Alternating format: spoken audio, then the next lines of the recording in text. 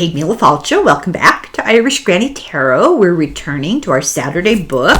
This is video number 2 of Encounters, Experiences with Non-Human Intelligences by D.W. Pasulka. You must watch video 1.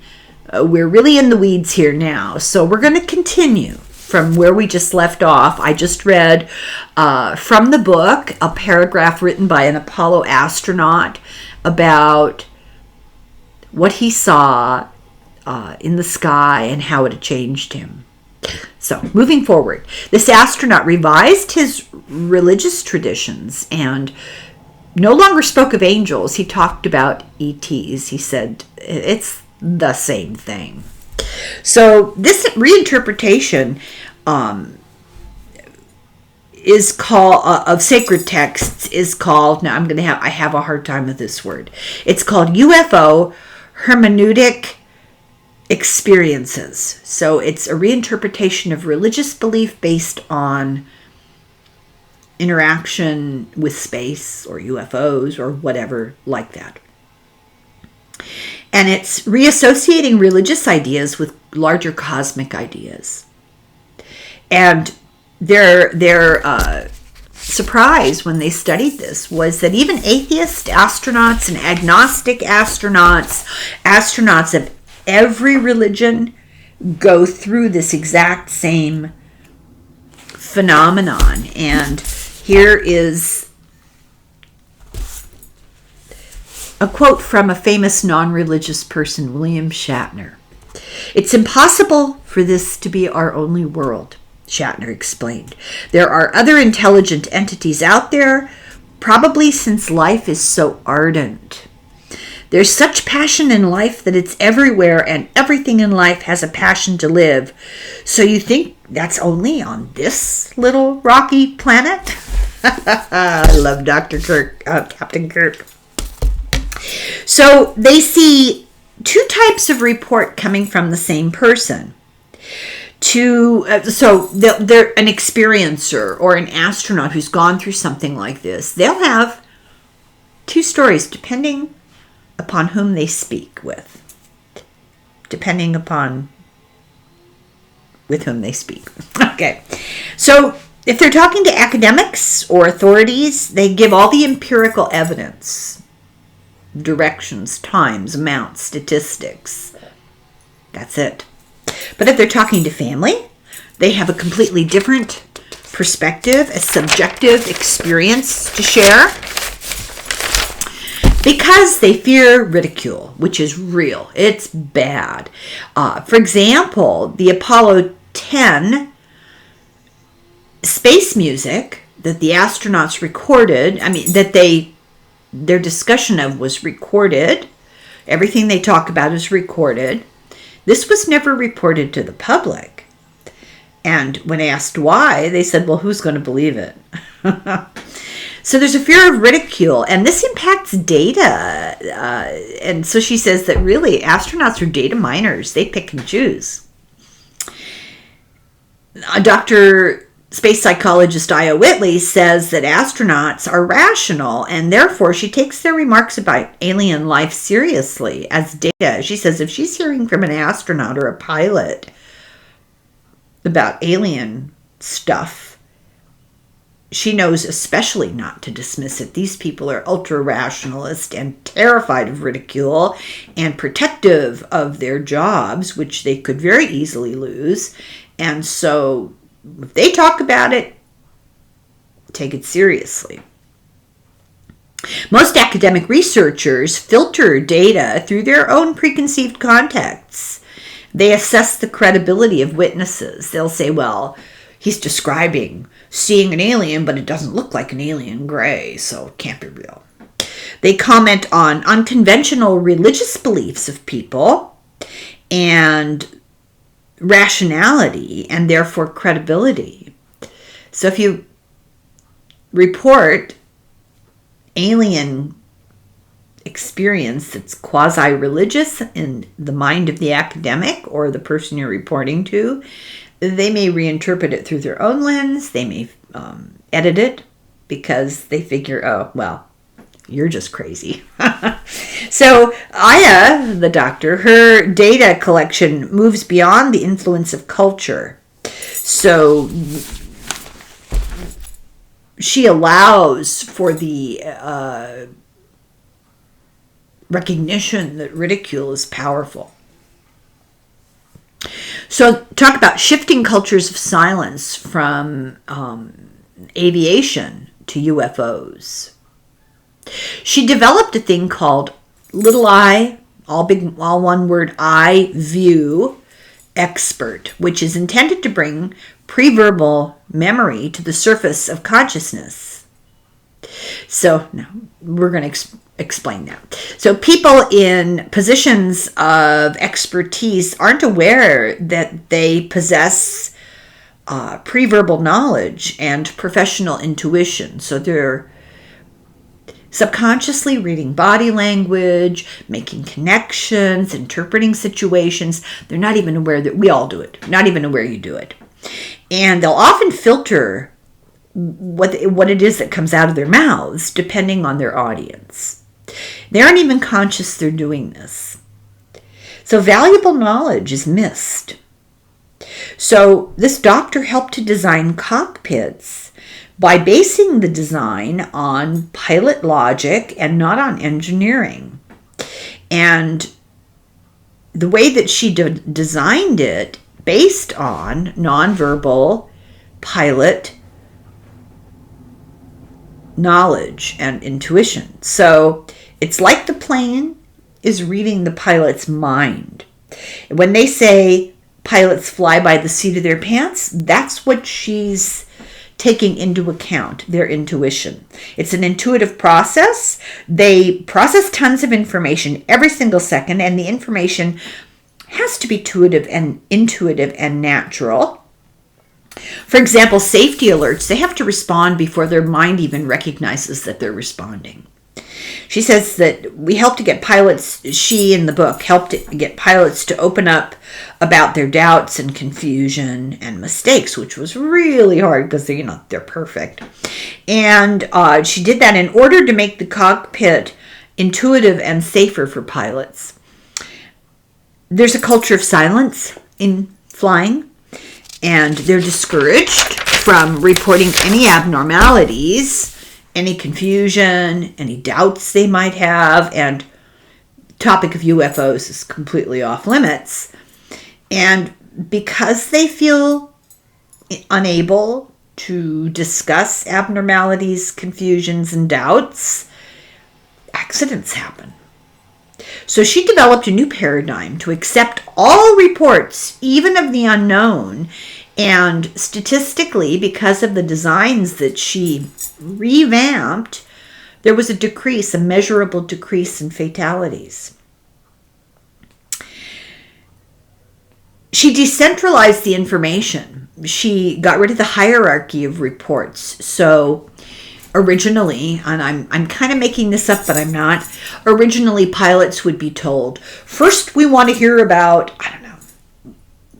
weather. Then we want to hear what the gauges say. And then, they were told what was important and what wasn't important. She told them everything is equally important. And they worked together with many different expectations, and they got rid of the accusation when something went wrong of pilot error. That was a prejudice that held people back. Didn't want to take blame. So many errors supposedly happened because the pilot's under too much pressure, like pressure to save fuel would be an example. And they would, they were going to land and they were having trouble landing, but they wanted to save fuel, so they would not come back and try again to be safe, and they would make dangerous landings to save fuel. And this led to harm. This led to people dying. She showed it was better not to shame them, not to blame them if they, it wasn't that they were running out of fuel. It was they were told to save fuel, and they were shamed if they didn't, and therefore they were reluctant to be super safe. They prioritized. to the detriment of their own well-being. So she said it took a generation of pilots to shift the aviation culture from shame to safety. And the new guys, young guys coming up, including women, are fine with reporting errors because they don't get punished for reporting them. They used to be punished. Now it's like, okay, this is information, and we're taking the information from you, and they're not afraid to give all information. Pilots are easier for her. She says it's easier for her to see what pilots don't say. She can read them better than she can read astronauts, because astronauts are media trained. And it's harder for her to read because they put a wall up, because that's what they've been trained to do. Well, what is NASA and the government? What are NASA and the military and the government trying to keep out of the news? What are they training them to not talk about? She says many will be anonymous when they report things, or they'll hold back information because of clearances. They sign non-disclosure agreements. And she says in 2018, it's because they see stuff in space. She used a different word, but YouTube. They told her, we see things we're not allowed to talk about. So now she says there's just too much space involvement from other cultures, Russians, Iranians, Japanese, people in South America. There's other nationalities with different cultures and different cultural expectations that are now becoming involved, cultures that are more open to mystical experiences, for example. And there's become a cultural shift in the world of astronauts, space travel. The author saw an overlap in influence. She saw some witnesses who saw UFOs, and others don't see a vehicle, but they would have dreams they would report later about contact with beings. So obviously something had gone on, and there was a level of memory. So it takes getting reports, accurate reports, more difficult because memories are blocked. Brave UFO reporters don't get positive reinforcement. I think most people are aware of that, even just talking about this subject. That's why I love doing this channel, why I love talking about these books.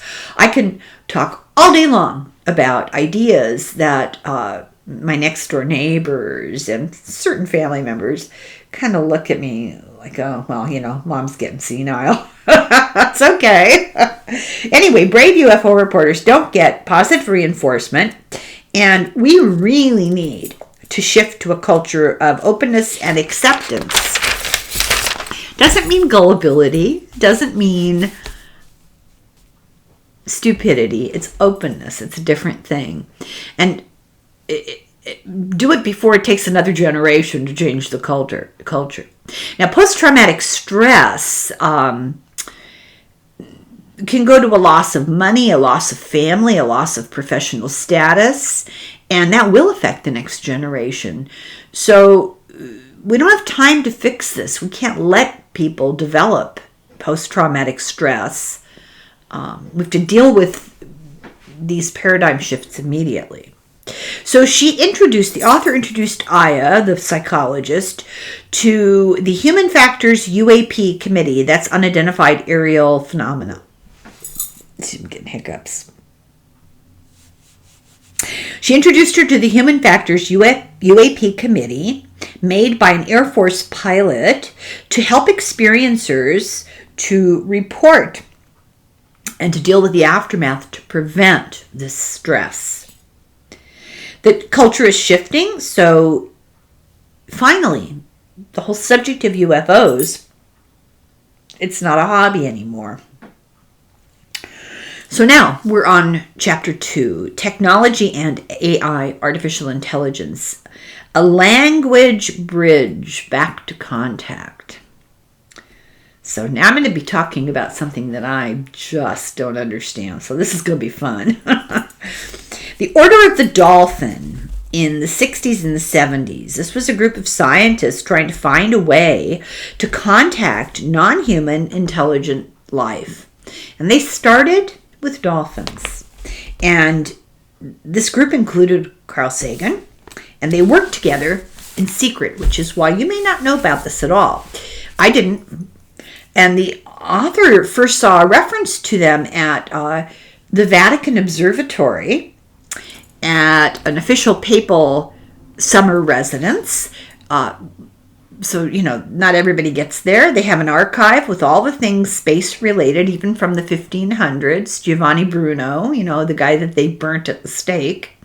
Copernicus, Galileo, etc., up till through today. And she got to look at some of this. And it's a repository of Western civilization's innovative thoughts on space travel, and the human's place in the universe. So this group, the dolphin group, they tried to teach dolphins English. And they did. The dolphins learned 50 words. It's like, my dog understands the word ball. She opened her eye. People didn't learn to read dolphin language, but dolphins learned how to understand English. Some words. And she wondered, why was this kept such a big secret? And why do people call UFO study a hobby? Like Jacques Vallée calls it a hobby. And people like Whitley Strieber and Dr. Ila Whitley and Tyler, the anonymous guy, and Jacques Vallée. These are their passion, and but they separated from their day job. Now, Dr. Ila Whitley, the space psychologist, her passion is the creation of a cosmic language. She wants to create a language that can be spoken by animals, babies who are nonverbal yet, all humans, and any ET we happen to run into. That's all. So, because the work creates new fields and it doesn't reform old ones, it's pushing the edges of socially sanctioned reality. It's like anything new, the people that are the most invested in the old dig their heels in to resist the new, essentially. So Aya concentrates on animal languages to create an earth language. And it's a means, she hopes, of learning how to make a connection with non-human intelligence. This would include AI. So therefore, she developed the Newborn Global Language Project. This is her passion, her real work, to identify a cosmic global language to facilitate a new generation of people able to receive and connect with the intelligence around them globally and in the natural world. She wants people to be able to communicate with animals and aliens and artificial intelligence. So she says it starts, and she began with babies in their first 6 months, from birth to 6 months.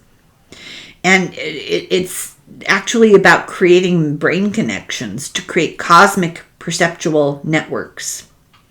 And this is to connect all life and all other worlds. So she aims to prepare a new generation on a cognitive level for a universal nation, independent of any one particular language. This comes out of a desire to share the wonders of nature, art, and invention with newborns. Children, especially infants, their resources are simplistic and non-real. And she learned how babies, Dr. Ila learned how babies perceive and are engaged. She studied with physiologists and baby psychologists. And she designed principles and images that were suited to newborns, to their visual perception and their cognitive processing. She wanted realistic representations, things that babies were mesmerized by, and rapidly developed a high level of concentration. They really were attracted immediately and paid attention. She identified ancient earth sounds and patterns that were ubiquitous on the globe and interpreted them as a cosmic language. This is very niche. And she graphed, for example, insect sounds into geometric patterns. Now, that sounds like what on earth, right? Keep in mind sacred geometry. Keep in mind that crystalline structure is based on mathematics, and that it can be coded mathematics. It's in our DNA. Number patterns that are designed to create certain geometric shapes, and the number patterns hold information. Hurts my head right about here. But she took insect sounds and drew geometric patterns based on the sounds. And she said this was a way to experience Earth's consciousness as a pattern that's repeated through vibration in sound and visual forms. All of this makes sense if you take a step back and realize that sound and vision, color and light, are all variations in vibration and can be measured in mathematical terms. So other cultures have perceived it and have a way of dealing with it, but the West has not been good at this. However, and this is where AI comes in, technology can access it. Advanced AI can connect with this. And technology is how the language bridge works. So she's part of a group of various scientists who want to connect with non-human intelligence using technology. So maybe our brains can't directly talk to ET, but maybe if we put artificial intelligence as an intermediary, we can. But this all presupposes positive human-centered ethics, well-being-centered ethics. That's a given. So there are certain people that are playing around with AI that shouldn't be. Anyway, for example, Roger Payne, in the 1960s, used hydrophones to hear Russian submarines in the water. And while he was doing that, what did he also hear? He heard sounds that he identified as coming from humpback whales. And he and his wife worked together and described a language with intelligent rhyme, repetition, and structure coming from the whales. So they took this study globally. They looked everywhere in the oceans, and they discovered different dialects within different pods or families of whales.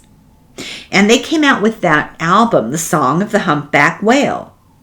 And when NASA sent the Voyager's golden record up into space as hopefully something to be found by intelligence in space to let them know what we are, they included the Song of the Humpback Whale. So this is bioacoustics. This is the study of and the recording of natural sounds. And they created a whale language database. And interestingly enough, AI is capable of learning this language and using it, communicating with it. So Dr. Whiteley, Aya, she reduces patterns to codes. So like I said, geometry can be explained mathematically. Those are codes, number patterns.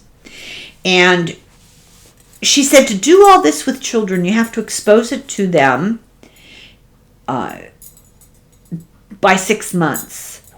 That's when the connections are made.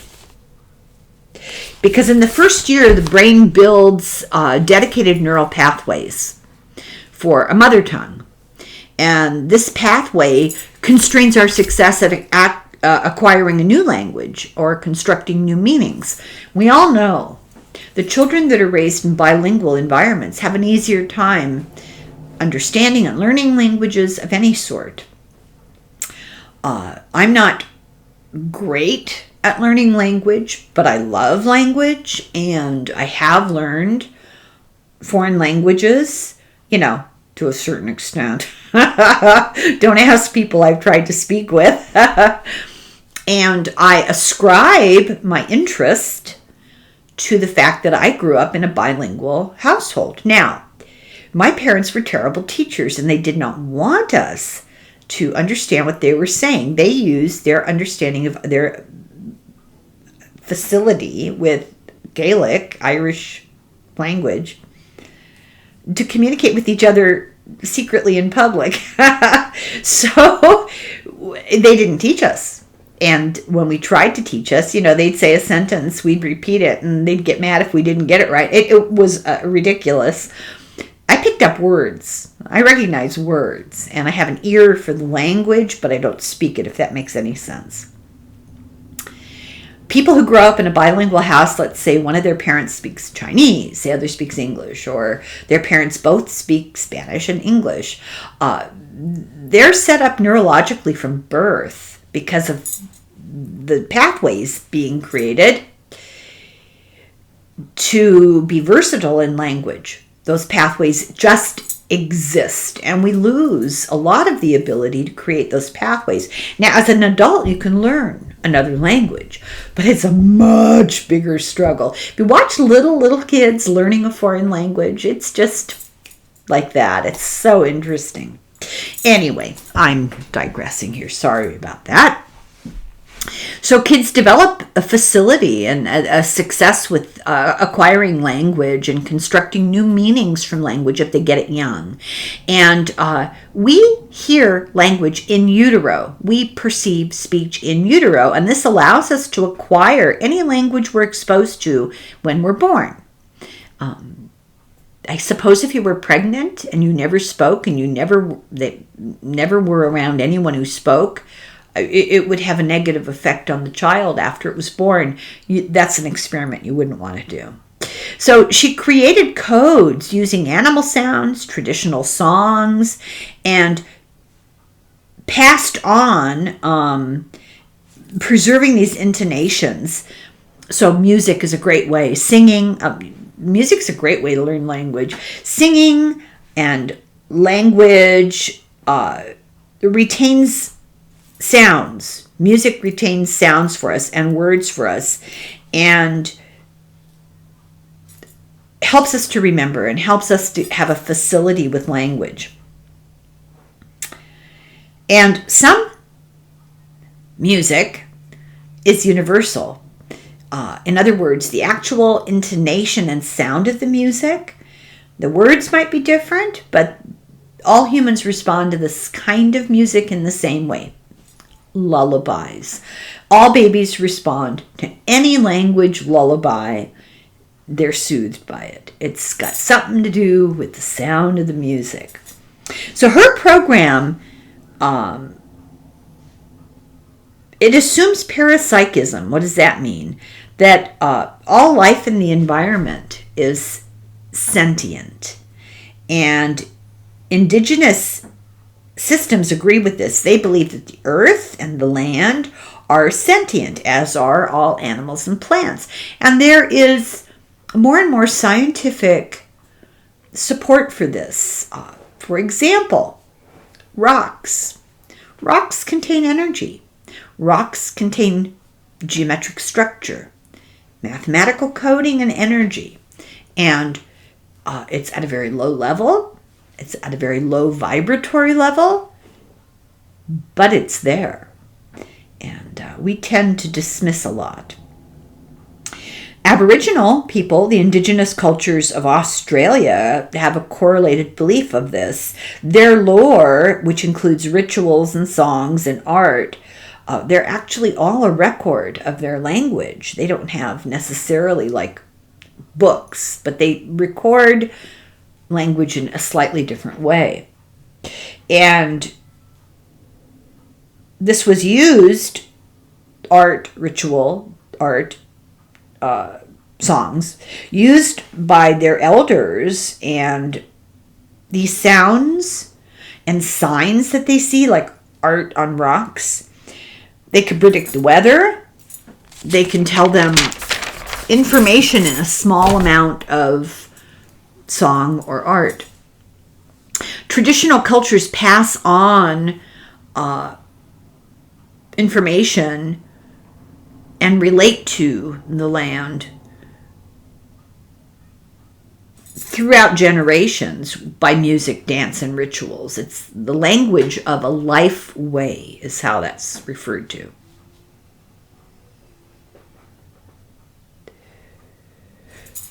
So students spreading corn, it's a story of students spreading corn. They had a student that came, I forget what culture the student belonged to. I think it was Native American, I think. But he came to this new place and they found him spreading corn seed. And they asked him, "What are you doing?" Because, this wasn't a corn field.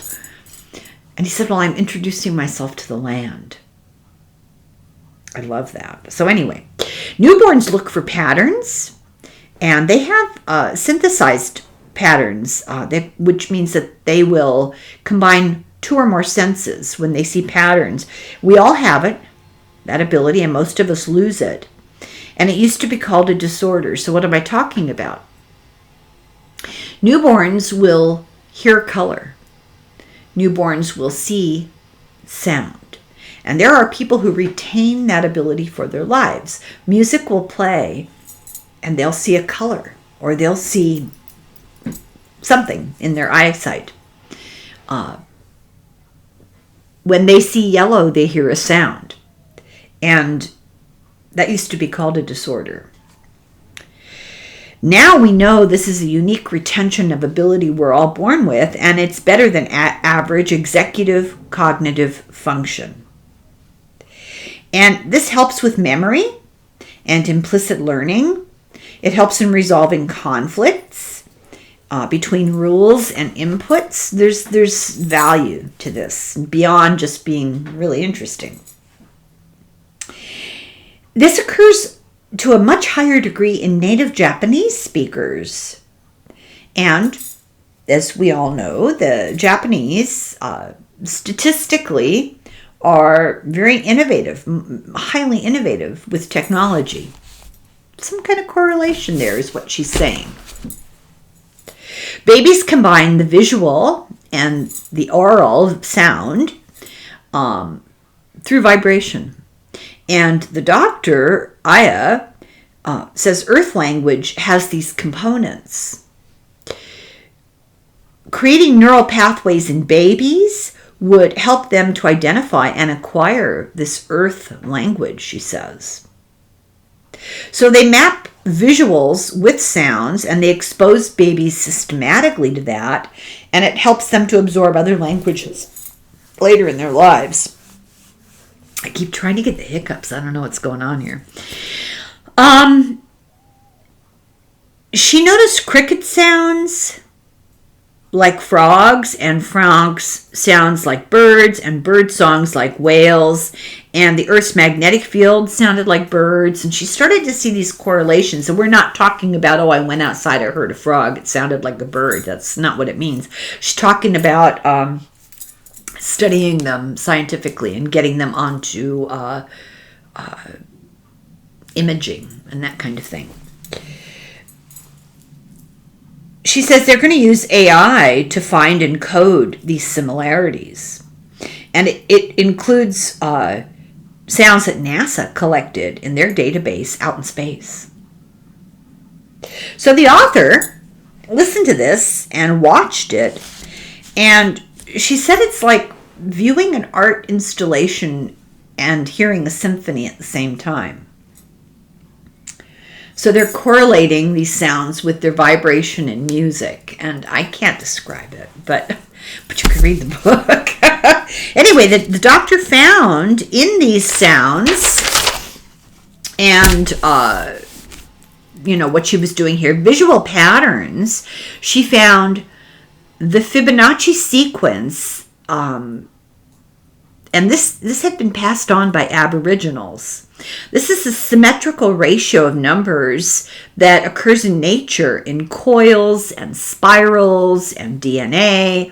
It's like a ratio of beauty to nature. I love that description. Very interesting. It was first identified in India 200 BC, and it's a pattern to creation. It forms the golden ratio. All nature is built on it. It's just this string of numbers that increase a certain pattern in a certain pattern. And it occurs all over nature. Flower petals and seashells and water in eddies and air. I mean, it's phenomenally bizarre how this occurs everywhere. The Earth language has a set of these patterns, and we don't know yet how to decode it, but they're there. Biomimetics is the field of learning about this, and it's used to identify unhealthy lungs now. They use fractals to look at lungs. Fractals are patterns, and they have computerized machinery, AI, that looks at lungs and recognizes that this sequence has been interrupted, and they can diagnose lung problems way earlier, and they can be more specific about them. It's just mind-boggling. So they know that there's a pattern of flow to body elements, and this pattern is not random. We've talked about it before, that they've discovered in DNA crystalline structures with numerical patterns that don't occur randomly. They hope to unite globally with the cosmos using this yet to be created Earth language that they're working on. And you can see they're working with sounds from animals, visual, color, and light, mathematical patterns, and they're putting it all together to try to come up with a language. It's really interesting. I could barely speak English. So she is adamant we need to stop viewing land as an exploitable resource, that this is a huge mistake that we've been making. And the space psychologist, Dr. Aya Whiteley, she wants to prepare babies so that the next generation is able to communicate with other beings in space. Okay, I'm going to go into the next chapter, and it may be rather long. We may have to stop before the end of the chapter, start up again in video 3. But for the moment, chapter 3, the greyman. And this starts with the encounter. So the greyman is her code word for a scientist at a major research agency who's the head of a big laboratory. Wants to be anonymous. He's very careful, and he edited his contribution to this book 15 times before he felt like he was anonymous enough. The author says she's met hundreds of scientists and technologists who believe in UFOs. How do they reconcile that with their conventional everyday work? She says that some of the best say that ETs, angels, demons, non-human intelligence, they're all very real and not mutually exclusive. The Greyman story talks about this overlap. I don't remember reading this, so it's It's been a while since I read this book. I try to prepare books ahead of time in case something comes up in my life, and I can't do a book. Okay, what did he say? Okay, this is his experience, and it illustrates the overlap, and it just shows you why he wants to stay anonymous. Quote, I woke up to see a being hovering over me. His face was 4 or 5 inches from my face. His eyes pierced me, I felt, and he seemed to look directly into my heart as if he were assessing me, but it was not unpleasant. As I felt this kind of assessment taking place, I felt I could also see into his soul, too. I felt that this being was pure, full of righteousness, and incredibly powerful. His hair was long, shoulder length or slightly longer. It shone pale, but bright yellow to gold, and looked like it was made of light. His face was so close to my face I did not dare move. I was completely and utterly overwhelmed, as much as a person could imagine being overwhelmed by the idea of coming, literally, face to face with an angel or a god. This initial shock and fear were momentary. It turned into a feeling of love, peace, and joy, and the breath that had been taken out of my lungs, as you might experience from a huge adrenaline surge. The room, which had been dark, was lit bright with light that radiated out from his body, and his body was luminous, like looking at a light bulb through a thin lampshade. His clothing was white. He appeared to be in a sleeveless gown. The feeling of adrenaline. Now I'm going to start condensing this because this goes on quite a bit. Calm came over me, and the realization if this thing wanted me dead, I'd already be dead. It felt like a once-in-a-lifetime best friend. I asked if I could hug it, and it said, no, I have a sword. You would be injured. I didn't immediately notice the sword. It was hidden. I wondered why he would have a sword. This confused me. This being was so powerful, I didn't doubt for a moment it could easily vaporize me just by willing it. Time blurred. I was transported to another place. It was very dark. I felt strongly this being was sacred, holy, and pure, an angel. However, it then proceeded to give me armor and weapons. And then he talks about a battle, and he felt he knew what needed to be done and was calm. It was very unusual, but it felt normal, like how you might feel participating in a personal hobby. I felt I should be terrified, but I wasn't, and I defeated this amorphous cloud of evil that showed up using this sword the being gave him. I woke up at some point. It was like waking up from being knocked out or being unconscious, not like waking up from sleep. I didn't really know what to think, and I felt sure it was not a dream, but what was this? And I said to myself, what just happened? How could this be real? I felt overwhelming gratitude for the experience. It gave me incredible comfort. Emphasized it was not a dream. And she said he seemed like the least likely person to talk about this. Okay. I actually wrote some of this stuff down. He felt like the being was an angel. It was holy. Let's see. He knew that he was expected to fight this dark amorphous thing with the sword, and he thought it was very unusual. He didn't understand it. So what just happened? Why? What was this? Why did the angel have a sword? He obviously didn't need it. He felt grateful for the experience, relief about a difficult life decision he was facing. This is almost like was something metaphorical. So she says this scientist is a surfer and looks like a surfer and looked like a skateboarder. He called himself the greyman. He would not allow photos to be taken of him. He avoided attention. She said he's a lot like Dr. Carrie Mullis. Now, I actually got an old copy of Dr. Carey Mullis's book, and somehow I'm supposed to find some time to read it, which eventually I will. And he's on the cover, and yeah, he looks like any number of surfer dudes I knew growing up.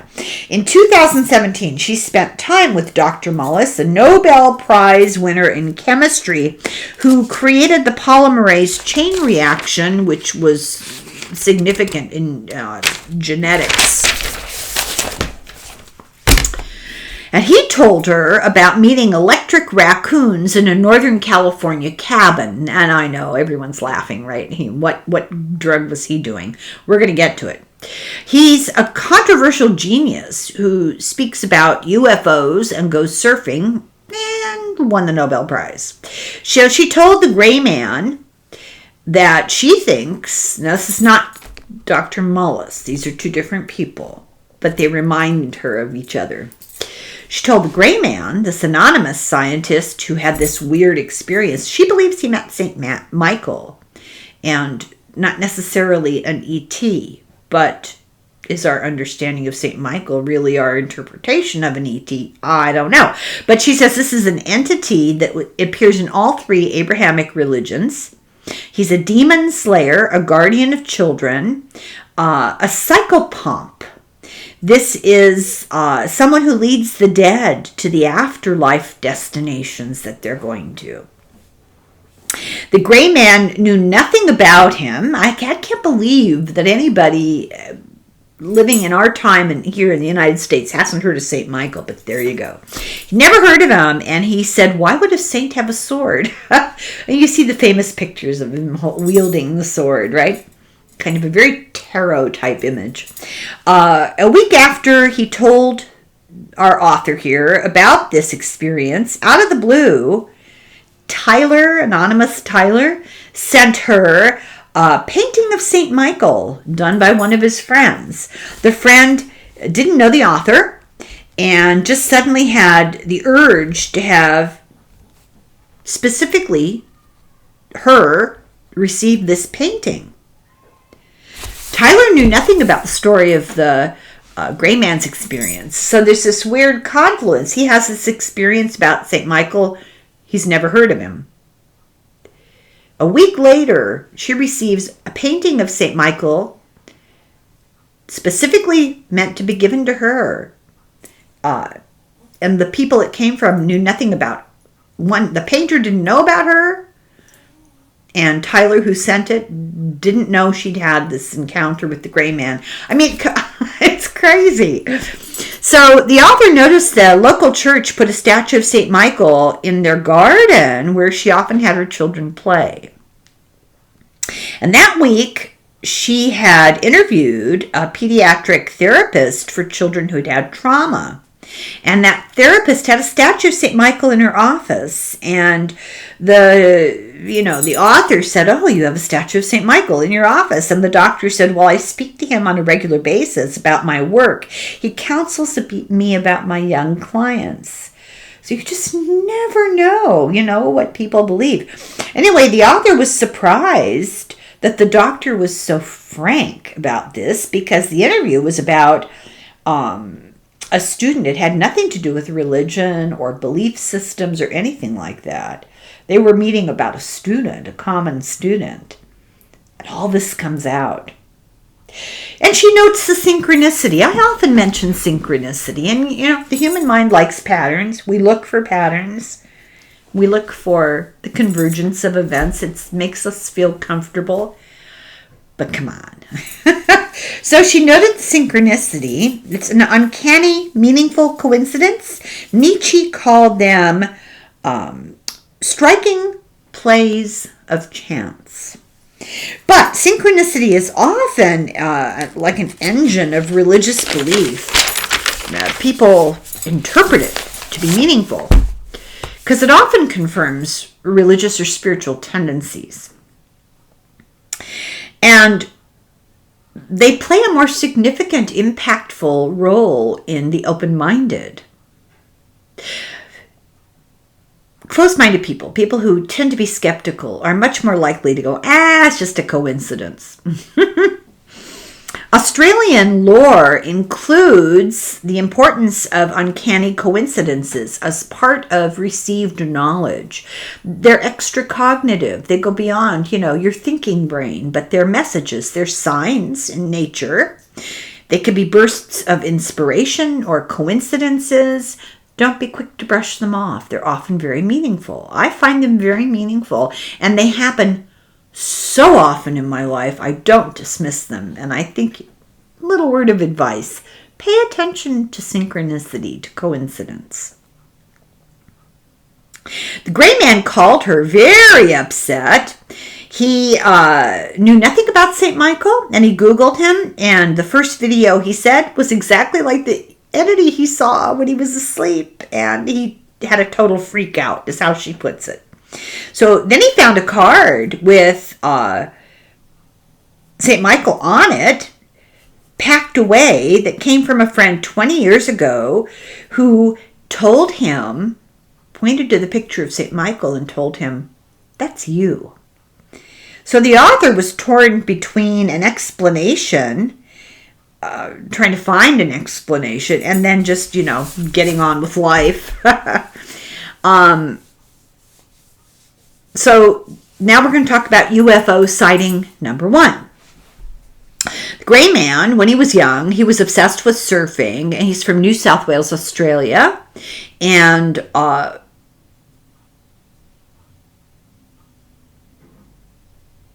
he's also, BMX. He's also into BMX. I'm not entirely sure. I think that's bicycles. I'm not entirely sure. Anyway, he's into BMX and skateboards, but never was into UFOs. In 1994, one night, he saw a sudden meteor-like object in a dark night sky on a country road. He said the entire sky lit up like it was daylight, and it seemed to come down behind tall trees, and he fled. And he was shocked this didn't make the news. But actually it did. He didn't know that it made the news. There were many reports of exactly this event that happened repeatedly between 94 and 98. He saw a carousel with sparkling colored lights hovering over an ocean inlet, sucking up water and spitting it back, steaming. So this guy, he has a number of experiences. And other people saw this. They watched from their yards and their windows. They're all describing the same thing. They don't know each other. They're not getting together to compare notes. There was a huge shiny ball with huge lights at the bottom of this thing, sucking up water. And people and animals who saw it were absolutely, completely freaked out. And the police confirmed that it happened. They took reports. It was in the paper.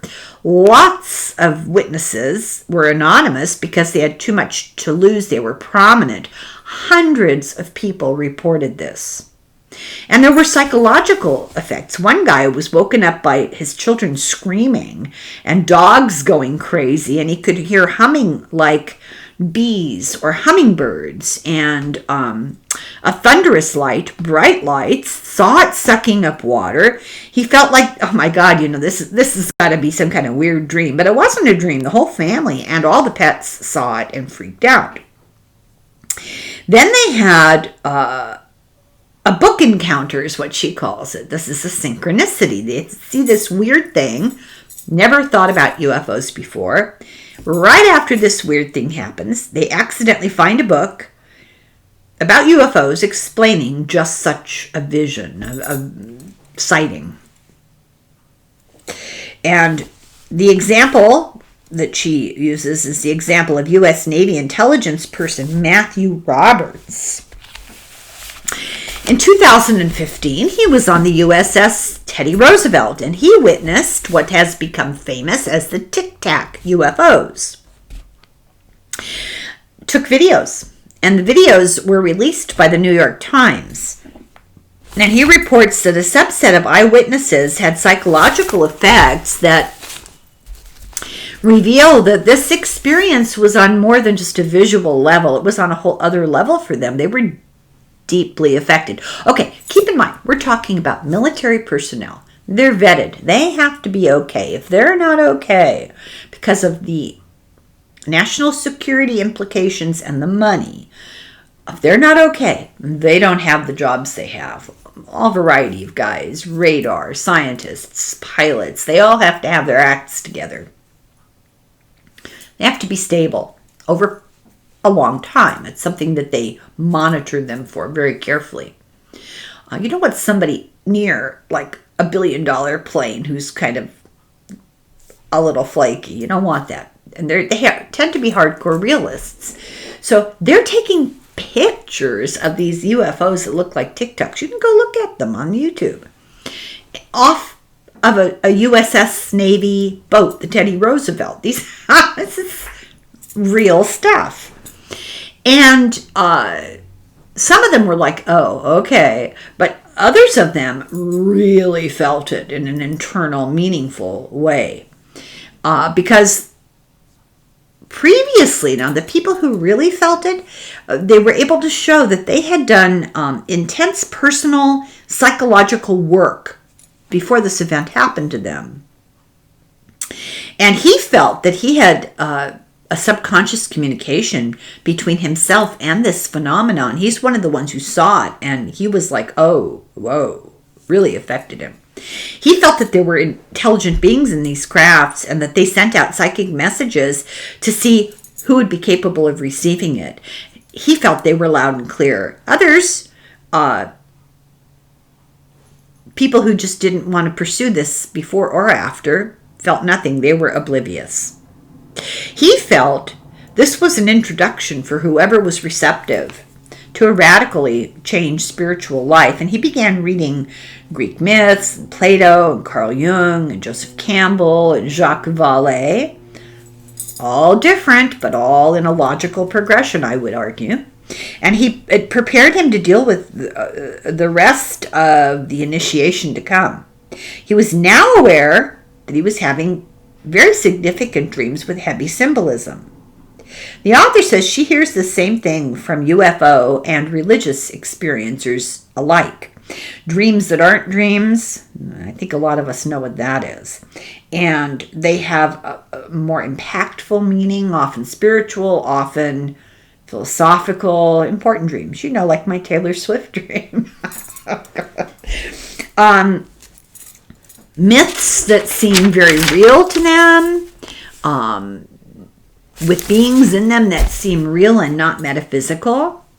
She says this is common to the awakening of a human being to the cosmos. When you are at a point in your spiritual, psychological, emotional evolution where you're ready, these are the sorts of things that start happening. Significant dreams and a sense of a connection. And it's common to the awakening of humans. And if someone sees a UFO or an orb, they're likely to have other experiences. I'm going to throw this out here. I'm interested to see if anybody watched my video 2 nights ago, I think, about homelessness and the Supreme Court. Tell me what you see on that video. Just in the comments. This is a little digression from the topic, but it's exactly the topic. Okay.